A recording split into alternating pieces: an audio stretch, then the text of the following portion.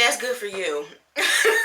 Because Arleesia, no, she's not doing it. And at some point, you need a break or you're going to break. Hello, loves, and welcome back to a new video.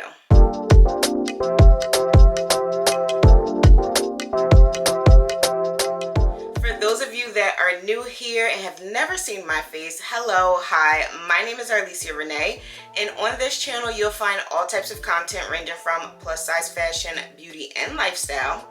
So if those are videos that you like to watch, be sure to hit that subscribe button down below and join the family. And also make sure you are following me on my social media channels so that you can keep up with me on my day-to-day. And for those of you that are returning lovey, hello, hi, how are you? I missed you. I hope you've been enjoying the videos that I have been posting lately. But if you are not yet subscribed, girly, what are you doing? What are you doing? You should totally go ahead and hit that subscribe button down below. And I mean, do what is right, because you keep coming back for more and more and more videos. So it's only right that you go ahead and hit that subscribe button. And I hope you are following me on my social media platforms so that you are also keeping up with me on my day-to-day. Now, I'm quite sure you already seen the title of the video, and it is Peace Be Still. Doing too much while still not doing enough. Like, baby, that's a whole mouthful. And that phrase just spoke such volumes, and I said, you know what? That's what I'm calling a video. That is what we are going to get into today. So if that seems like a topic that you are interested in, just go ahead and keep watching. Our first category that we'll be talking about is giving to others while still lacking personally. I always talk about making sure you are not pouring from an empty cup, making sure you are feeding yourself, making sure you are doing the necessary things to keep yourself at a level that is able to be able to help others and pour out to others. But unfortunately, because we live in such a fast-paced society, I know me personally, I guess I can't speak for everybody, but me personally, I live in such a fast-paced society. It just sometimes gets the best of me between work, family, myself, church, the kids. You know, it's just so much, and it's like, okay, I gotta go do this, I gotta go do that, I gotta run here, I gotta run there, I gotta help this person, I gotta help that person.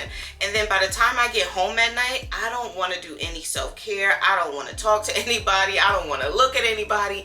I just want to go in the room, shut down, and just be to myself.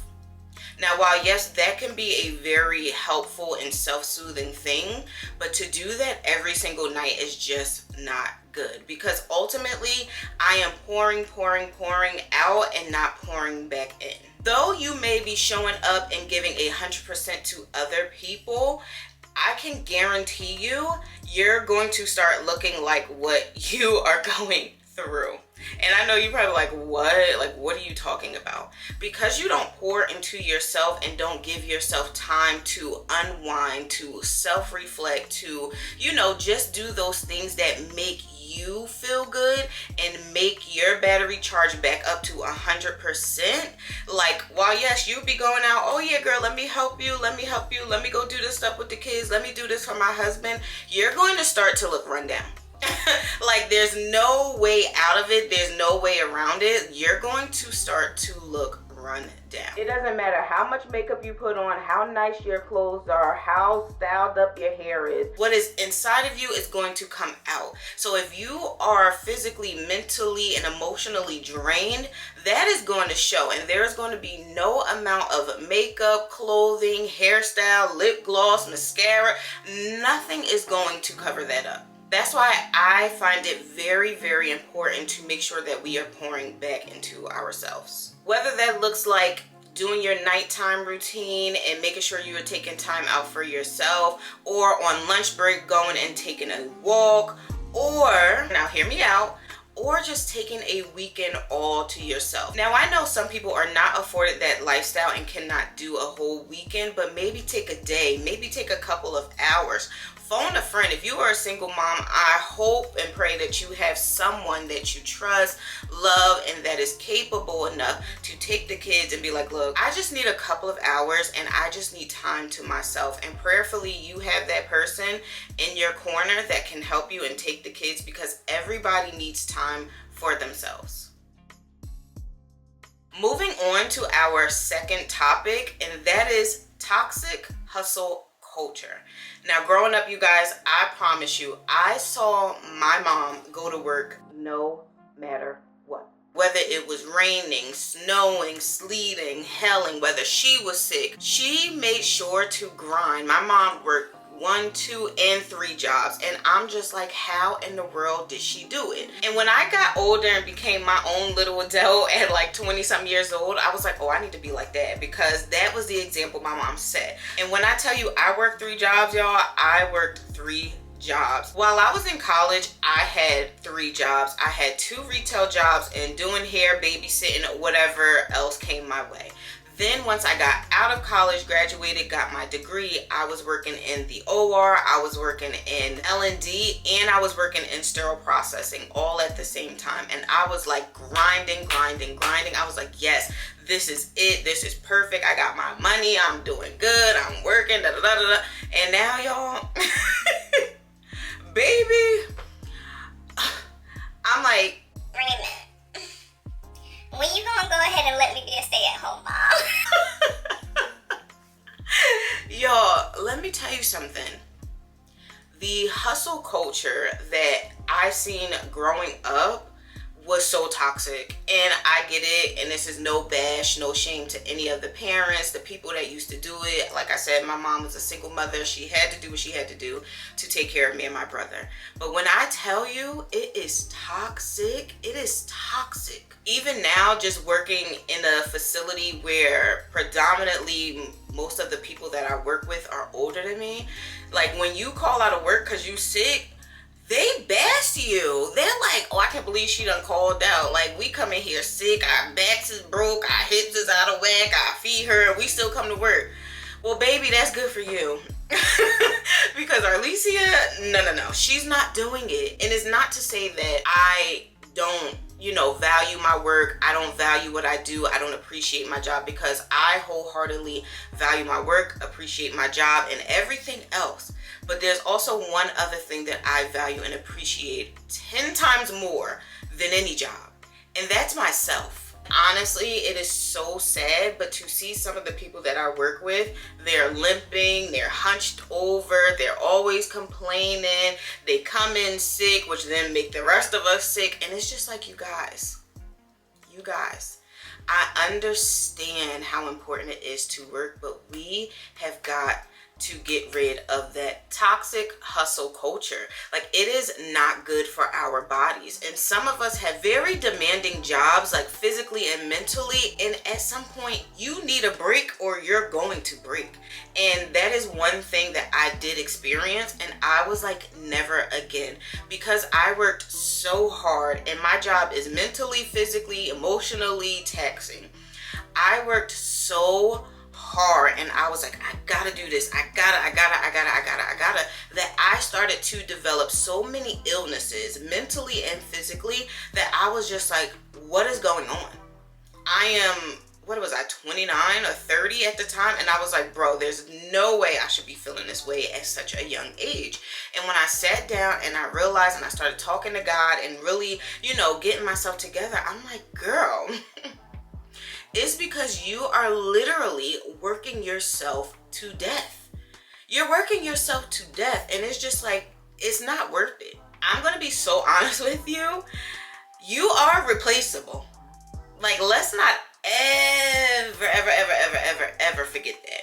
You are very much replaceable at some of these jobs. It doesn't matter how good of a job you're doing. It doesn't matter if you are the top notch, the most seasoned. It doesn't matter. You are 1000% replaceable at that job. But where you're not replaceable is at home. And that's one thing that I really had to get within my mind, that I will not kill myself over a job. This third category here is something that is like my kryptonite. I just have such a hard time doing it, and that is just slowing down. Slowing down is just something that I struggle with every single day. And I feel like, you know, it might be beating a dead horse, but my job and the way we move, the way we orchestrate things, the way we just do our day-to-day tasks, it definitely runs into my personal life and just how I do things outside of work. Some days I'm like talking, and even when I'm filming a video, you guys, I am talking, and my thoughts are going a mile a minute, that sometimes I will stumble over a whole sentence, skip a whole sentence sometimes even, and go on to the next thing, and I'm like, Arleesia, what are you doing? You just skipped a whole line. Like, we have got to slow down, because ultimately sometimes when we're moving so fast, we seem like we're getting a lot done, but we're really not getting anything done. We're not doing anything but pushing ourselves into a frenzy, which takes me back to the title of the video, Peace Be Still, doing too much while still not doing enough. One of the things that I tend to stress while I am teaching at my job is to just slow down. Honestly, just slow down. Now, while yes, my job is a fast-paced area, if you don't have your things in order and have them set out for you properly, you being fast is not going to do anything but make you look a wreck.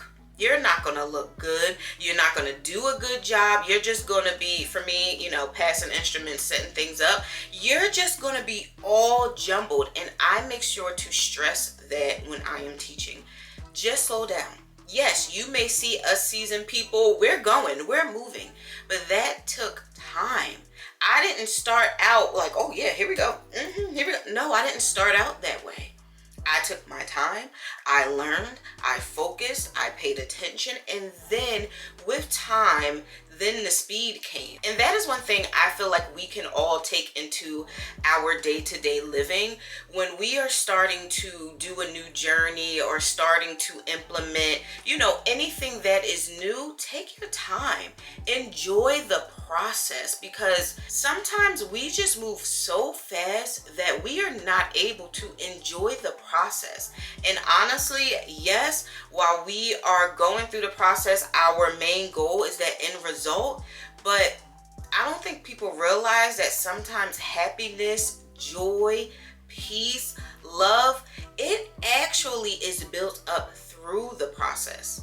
I can be honest with you, making these videos and editing, I'm like, oh, I just want to hurry up and get done. I just want to do that.